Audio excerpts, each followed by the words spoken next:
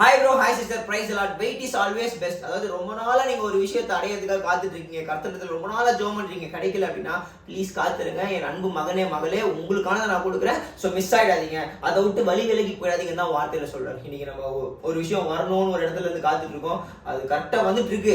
Okay, ஆனா அந்த டைம்ல நம்ம போய் என்ன பண்றோம், வேற ஒரு விஷயத்தை தரோம், அது கிடைக்காம போயிட்டு அந்த மாதிரி நிறைய விஷயங்கள்ல ஆண்டு சொல்லிருக்காரு, தம்பி வெயிட் பண்றா, நான் உனக்கு பெஸ்டா தரேன்னு சொல்லி கேட்காம என் இஷ்டத்துக்கு போய் நிறைய விஷயங்கள் இழந்திருக்கேன். ஆனா ஆண்டவர் சொல்லி காத்திருந்து நிறைய விஷயங்கள் நன்மையா திறமையும் பெற்றிருக்கேன். ஸோ ஒருவேளை உங்களுடைய காத்திருப்பு உங்களுக்கான தேவை உங்களுக்கு வரணும்னா இவ்வளவு நாள் நீங்க காத்திருக்கீங்கன்னா காத்திருக்க அப்படின்னு வார்த்தைக்குள்ள போயிடுறேன், ரொம்ப பேசுறேன். ஓகே, ஸோ 2 நாளாகமம் 15ஆம் அதிகாரத்துல 7ஆம் வசனத்துல நீங்களும் உங்கள் கைகளை நெகிழ விடாமல் திடன் கொள்ளுங்கள், உங்கள் கிரியைகளுக்கு பலனுண்டு என்றான். ஆமென். எத்தனை பேருக்கு புரியுது? உங்கள் கிரியைகளுக்கு பலனுண்டு.